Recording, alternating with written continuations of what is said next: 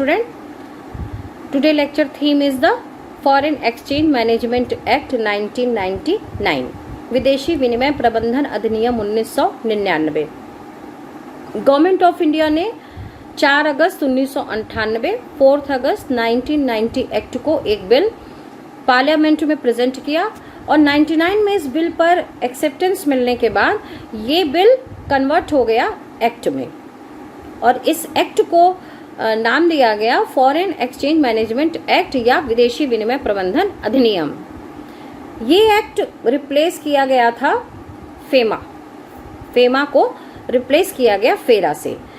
फेरा जिसमें foreign exchange regulation act, जिसका पूरा नाम था फॉरेन एक्सचेंज रेगुलेशन एक्ट, इसको रिप्लेस किया गया फेमा से, फॉरेन एक्सचेंज मैनेजमेंट एक्ट। जहां हम फेरा में कंट्रोल की बात कर रहे थे, रेगुलेशन की बात कर रहे थे, नियंत्रण की बात कर रहे थे, वहां foreign exchange management act FEMA के थ्रू गवर्नमेंट नियंत्रण की बात न करके केवल उसके मैनेजमेंट या प्रबंधन की बात करती है। इसका मतलब हुआ कि इस एक्ट के थ्रू, फेमा के थ्रू गवर्नमेंट कंट्रोल की बात न करके फॉरेन एक्सचेंज पर उसके मैनेजमेंट के एस्पेक्ट को कंसीडर करना चाहती थी।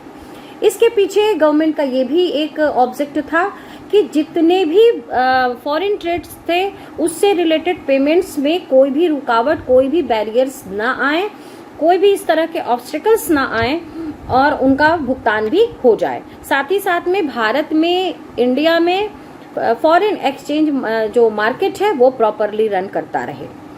फेमा के चैप्टर 2 अध्याय 2 में कुछ प्रमुख बातें या जो कह सकते हैं इसमें जो व्यवस्था की गई है वो कुछ इस तरह की है। तो फेमा चैप्टर 2 सेक्शन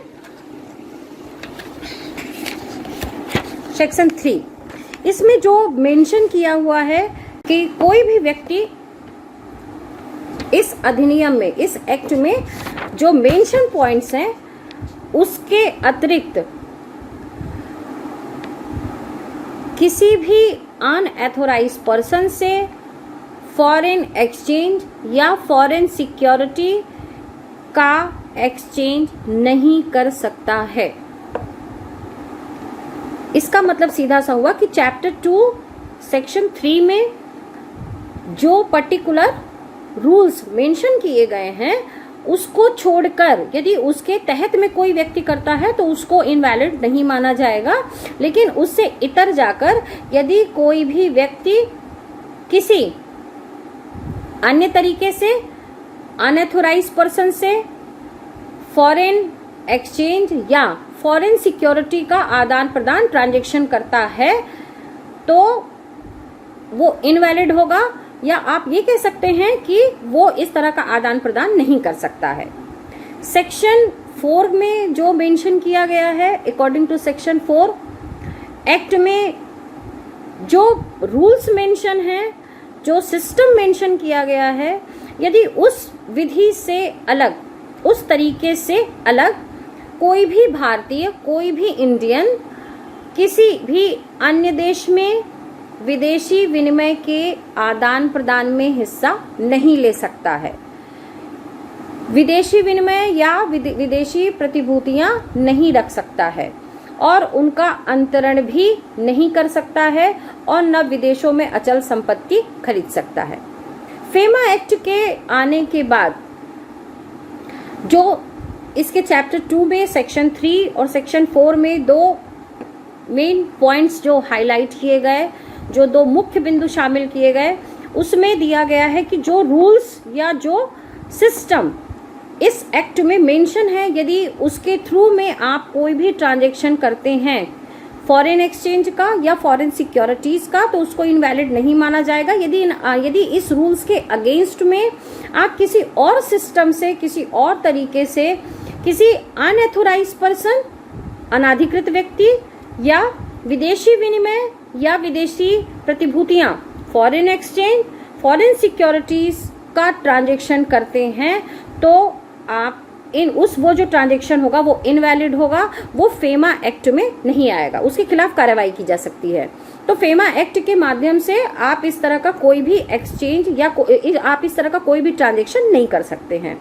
दूसरी बात, सेक्शन 4 में जो मेंशन किया गया है, चैप्टर 2 के सेक्शन 4 में, उसमें दिया गया है कि कोई भी इंडियन किसी भी अदर कंट्री में कोई भी फॉरेन एक्सचेंज नहीं कर सकता है। दूसरी बात, फॉरेन एक्सचेंज या फॉरेन सिक्योरिटीज को भी नहीं रख सकता है और उसको ट्रांसफर भी नहीं कर सकता है, और न ही फॉरेन में वो कोई भी फिक्स्ड एसेट को परचेस कर सकता है। ये मेंशन किया हुआ है फेमा एक्ट चैप्टर 2 में। दूसरी जो बात आती है current account and capital account transaction की, चालू खाता और पूंजी खाता लेन देन, सेक्शन 5 और सेक्शन 6। चालू खाता और पूंजी खाता, करंट अकाउंट और कैपिटल अकाउंट से रिलेटेड ट्रांजैक्शन से रिलेटेड जितने भी ट्रांजैक्शन होंगे उससे ये रिलेटेड है। अंडर सेक्शन 5 धारा 5 में जो मेंशन है, कोई भी व्यक्ति किसी भी अधिकृत व्यक्ति से विदेशी विनिमय संबंधी लेन देन कर सकता है यदि वह लेन देन चालू खाते पर हो। मतलब सीधा सा यहाँ पे ये है कि सेक्शन 5 में ये मेंशन किया गया है कि कोई भी व्यक्ति किसी भी एथोराइज पर्सन से फॉरेन एक्सचेंज ट्रांजैक्शन कर सकता है, लेकिन वो ट्रांजैक्शन करंट अकाउंट के थ्रू होना चाहिए। लेकिन केंद्र सरकार को यह अधिकार है कि वो रिजर्व बैंक से एडवाइस लेकर चालू खाते पर, करंट अकाउंट पर यदि कोई ट्रांजैक्शन इस तरह का हो रहा है तो उस पर वो अंकुश लगा सकती है, रिस्ट्रिक्शन लगा सकती है, यदि वो ऐसा रिस्ट्रिक्शन लगाना जरूरी समझती है तो। इसके बाद सेक्शन 6 के में ये मेंशन किया गया है, यह एक व्यवस्था की गई है कि कोई भी व्यक्ति किसी भी अधिकृत व्यक्ति से, कोई भी एथोराइज पर्सन से कैपिटल अकाउंट पर फॉरेन एक्सचेंज का ट्रांजैक्शन कर सकता है। मतलब सेक्शन 6 में इस बात को मेंशन किया गया है कि कोई भी व्यक्ति का मतलब हम इंडियन की बात कर रहे हैं, वो अधिकृत व्यक्ति से पूंजी खाते पर विदेशी विनिमय फॉरेन एक्सचेंज का ट्रांजैक्शन कर सकता है। उसके साथ ही साथ में रिजर्व बैंक केंद्र सरकार की एडवाइस पर पूंजी खाते पर ऐसे ट्रांजैक्शंस का डिस्क्रिप्शन दे सकती है, उसको मेंशन कर सकती है, और जिनकी इजाजत है कि इस लेन देन में अधिकतम विनिमय विनियमन सीमा निर्धारित कर सकता है। इसके बाद बात आती है realisation and repatriation of foreign exchange, विदेशी मुद्रा की प्राप्ति व उसकी देश वापसी। फेमा में मेंशन किया हुआ है realisation and repatriation of foreign exchange, विदेशी मुद्रा की प्राप्ति व उसकी देश वापसी। सेक्शन 8 जो है वो इससे रिलेटेड है कि किस तरह से विदेशी मुद्रा की प्राप्ति और उसको देश में वापस ले आया जा सकता है फेमा एक्ट के माध्यम से। धारा 8 में जो कहा गया है कि जो पर्टिकुलर रिबेट्स इस एक्ट में मेंशन है उनको छोड़कर यदि कोई इंडियन किसी भी स्रोत से, किसी भी सोर्स से फॉरेन करेंसी को अर्न करता है या ऐसी कोई इनकम की पॉसिबिलिटीज है तो उसे रिजर्व बैंक द्वारा निर्धारित टाइम पीरियड में और रिजर्व बैंक द्वारा जो प्रेस्क्राइब्ड रूल्स होगा उस फॉर्म में भारत में उस फॉरेन करेंसी को लाने के लिए उचित कदम उठाने होंगे। इस धारा में छूट धारा 9 में निम्न व्यवस्था दी गई है, ये निम्न स्थितियों में दी जाएगी। ये जो छूट मिलेगी वो निम्न स्थितियों में होगी। पहला, रिजर्व बैंक द्वारा निर्धारित उच्चतम सीमा के अंतर्गत विदेशी मुद्रा का stock. Reserve bank of India ने जो लिमिट, जो हाईएस्ट लिमिट डिसाइड की है उसमें फॉरेन एक्सचेंज का स्टॉक। दूसरा, 8 जुलाई 1947, 8 जुलाई 1947 से पहले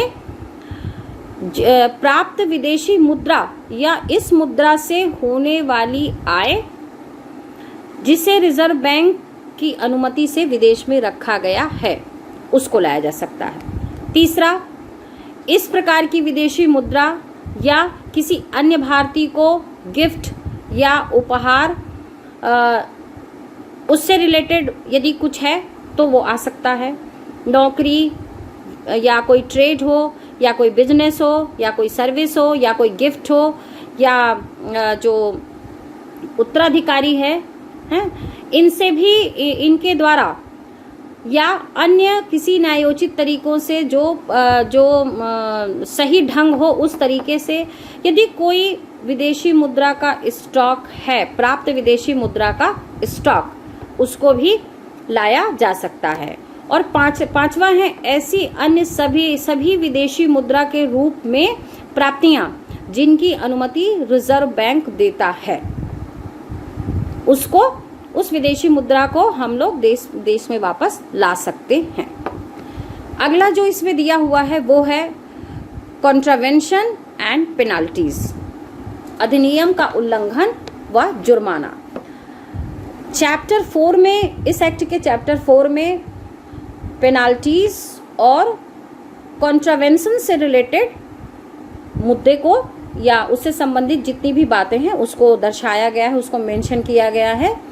सेक्शन 13 में यह व्यवस्था की गई है कि यदि कोई व्यक्ति अधिनियम का उल्लंघन करता है तो उस पर उल्लंघन की सीमा से 3 गुना अधिक तक जुर्माना लगाया जा सकता है।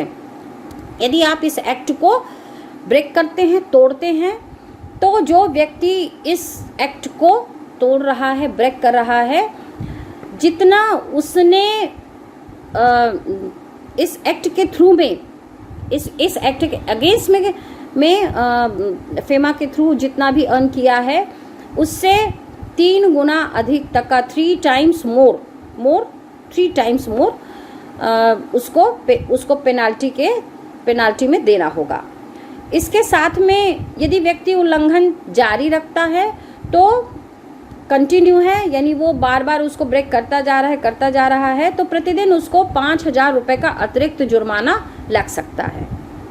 इसके बाद बात है इसमें न्याय निर्णय और अपील की, एड्यूडिक्शन एंड अपील। अपील में जो मेंशन है वो है चैप्टर 5।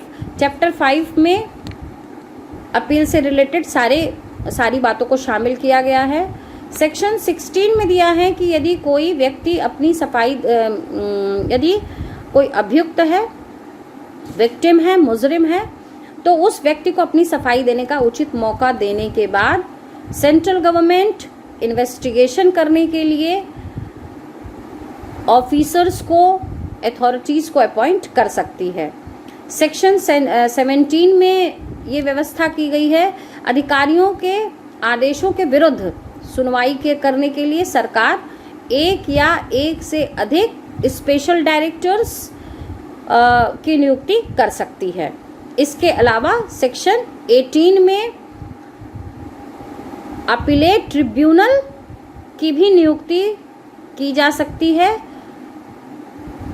इसके अलावा फेमा में मिसलिनियस या विविध मुद्दे भी हैं जो इसके चैप्टर 7 में मेंशन है। यहाँ पे फेमा की बात यदि कही जाए तो कुल मिला के विदेशी विनिमय से संबंधित जितने भी मुद्दे हैं उनको फेमा के अंतर्गत शामिल किया जाता है। वो उन सारी बातों को सरकार ने फेमा में ध्यान में रखा है कि किस तरीके से कौन सा ट्रांजैक्शन वैलिड है, कौन सा इनवैलिड है, या क्या इसमें रिलैक्सेशन दिया जा सकता है, क्या इसमें छूट दी जा सकती हैं, कहाँ पे अपील की जा सकती है, यदि आप कानून का उल्लंघन कर रहे हैं तो क्या पेनाल्टीज हो सकती हैं। ये सारी बातों को फेमा के अंतर्गत सरकार ने शामिल किया हुआ है। और एक बार मैं यहाँ फिर से रिपीट करना चाहूँगी कि जहाँ पे फेरा में सरकार रेगुलेशन की बात कर रही थी, फेमा में सरकार उसके मैनेजमेंट की बात कर रही है। और मैं उम्मीद करती हूँ कि इस लेक्चर में आपने फेमा से रिलेटेड वो सारे एस्पेक्ट को ध्यान से सुना होगा। मैं इसका PDF भी इसके साथ में अटैच कर दूंगी, जिससे आप अपने नोट्स को बना सकते हैं। So keep watching my the channel. Thank you.